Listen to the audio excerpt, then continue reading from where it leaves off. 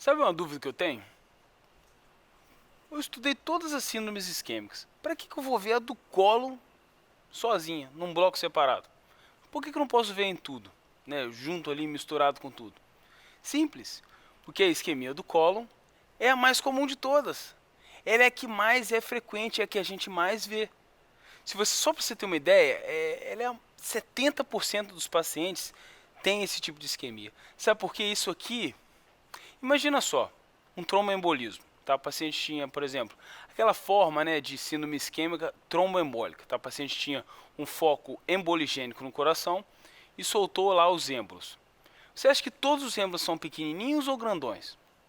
Óbvio, a maioria deles é pequeno. Se ele é pequeno, ele não vai ser capaz de obstruir, por exemplo, a mesentérica superior. Não! Normalmente os êmbolos eles são tão pequenos que eles só vão obstruir ramos distais, ramos que a gente chama da microcirculações. Microcirculação, tá? E por isso essa forma de isquemia aqui é a mais comum, que é a isquemia do cólon. No delgado, isso não é tão comum assim. Os êmbolos chegam e aí por colateralidade lá, os vasos conseguem suprir, né, o restante do segmento, né, da necessidade de suporte arterial do intestino. No cólon não. No cólon isso não acontece. Isso aqui normalmente é uma doença de idoso. Quem você acha que tem êmbolo no coração? Quem você acha que tem cardiopatia? O jovem ou o idoso? Isso aqui é uma doença de idoso, pessoal. Outra coisa, já falamos, isso aqui é uma doença de pequenos vasos e microcirculação. Porque, mais uma vez, doença tromboembólica, ela é muito mais comum em pequenos vasos. Tá? O êmbolo ele sai, ele obstrui lá no pequeno vaso, e como a gente já sabe, tá? Tanto no colo quanto no delgado, os vasos retos, eles chegam assim, do meso para dentro. O meso, a primeira coisa que ele encontra é o quê? Né? O vaso, quando está no meso. Serosa, depois muscular, depois submucosa, depois a mucosa. A mucosa é a primeira a sofrer. Por isso aqui a angiografia não é mais o exame padrão ouro. Aqui o melhor exame vai ser sempre uma tomografia. Aliás, uma tomografia é um bom exame, mas o melhor exame aqui vai ser um exame que observe a luz, a mucosa desse intestino, a mucosa desse cólon. Porque é a mucosa que está sofrendo. Só que a gente não pode fazer uma colonoscopia, porque pode ter um risco de perfuração. Então qual que é o melhor exame de todos? Uma retossigmoidoscopia, flexível ou rígida, tanto faz, para poder olhar a mucosa que está sofrendo. Mas a mucosa de onde? De regiões que mais sofrem. Quais são essas regiões que mais sofrem? A gente já falou, aquelas regiões, pessoal, de divisão de água, os divisores de água, tá? Que é a transição da vascularização do intestino 2 para o 3, ou seja, da mesentérica superior para a mesentérica inferior. Tá? Lembrando que a mesentérica superior ela vai até o terço distal do cólon transverso, a partir dali é a mesentérica inferior, e depois da junção reto-sigmoide até o final do reto, até o ânus, vai ser da mesentérica inferior, tá, para a ilíaca interna. Tá? Essa junção reto-sigmoide e a flexura esplênica são essas regiões que mais sofrem. Tá? Aí a gente coloca aqui só para vocês poderem lembrar. Essas regiões é que a microcirculação é a pior de todas, porque está muito longe de um tronco arterial importante. Por isso é ela que mais sofre. O idoso que tem uma isquemia colônica normalmente é dessas duas regiões. Quais são as causas mais comuns? São várias, tá? Paciente chocado, obstrução intestinal, trombofilia, enfim, tudo aquilo que prejudica a vascularização periférica. Pode ser vasoconstrição, pode ser embolia, pode ser trombólise, pode ser até iatrogênica. Por exemplo, um trauma. Você ligou sem querer, vamos colocar assim, sem querer você está fazendo uma retossigmoidectomia, não queria ligar a mesentérica inferior, mas ligou. O cólon esquerdo pode estar polpado, na verdade, o cólon esquerdo não. O cólon transverso pode estar polpado, mas o que vai mais sofrer? A flexura esplênica. Porque a flexura esplênica você pensa assim, poxa, mas a mesentérica superior podia pegar ali o finalzinho, né? Ela pega ali o final do cólon transverso, mas ela não pega. Ela não pega a flexura esplênica, assim como a mesentérica inferior também não pega.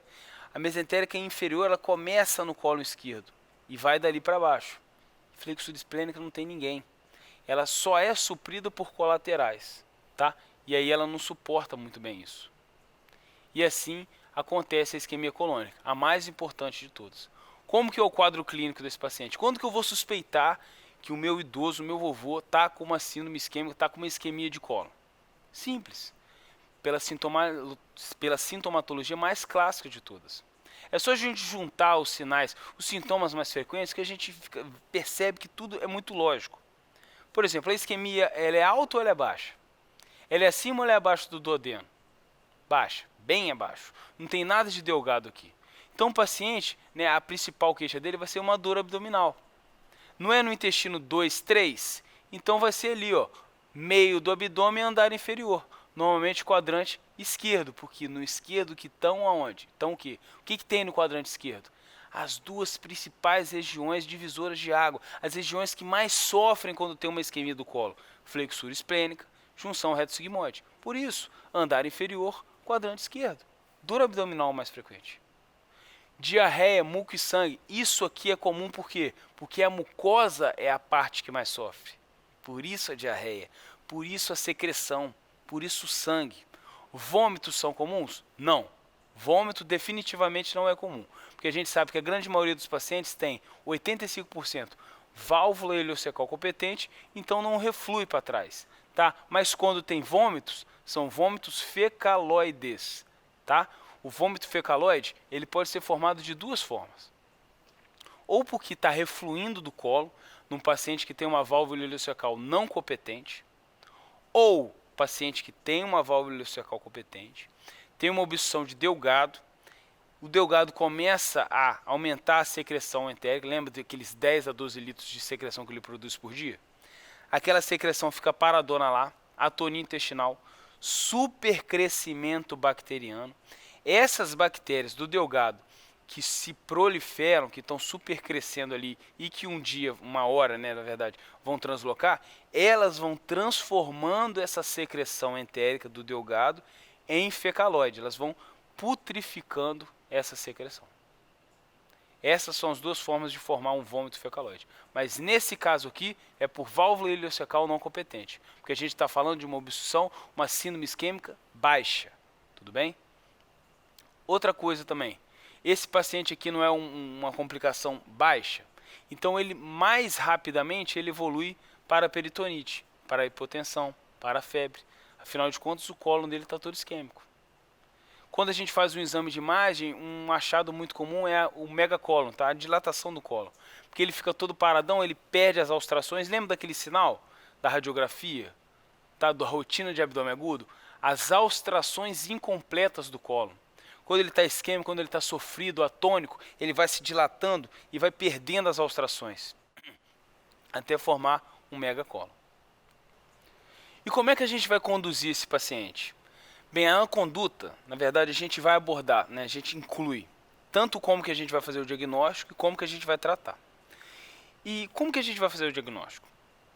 Sempre com exames complementares. Não dá para você chegar assim e falar assim, palpar, opa, esse aqui tem isquemia intestinal, esse aqui tem uma isquemia de cólon. Não é assim, tá? A gente tem que ter toda uma investigação diagnóstica. E como que ela começa? São vários exames que a gente pode usar, na verdade, para fazer uma imagem desse paciente. Um deles é o Clister, tá? Que, na verdade, é um péssimo exame. Péssimo, péssimo, péssimo mesmo. Só que ele tem umas imagens bem bacanas, por isso que a gente acaba falando muito dele. Olha só, tem esse aqui, sinal das impressões digitais. Olha só como é que é. Na verdade, parece que o cólon aqui, né, ele estava desenhado, aí veio alguém com um dedo assim, branco, e vai fazendo assim, ó. Vai fazendo assim, ó. Vem mexendo aqui, ó, na parede do colo e deixou essas impressões digitais. Como se fosse assim, ó, vou botar um dedo aqui, um dedo aqui, um dedo aqui, um dedo aqui para baixo. Esses sinais de impressão digital. Tudo bem? Isso aqui é bem comum, mas sempre tem que ter clister. Outro que é comum também são aquelas irregularidades em dente de serra, tá? A gente encontra também junto com aquelas austrações incompletas, mas a parede do colo fica toda assim, ó. É como se fosse uma fase das impressões digitais. Quando vai progredindo, vai virando o dente de serra. Mais ou menos é isso que acontece.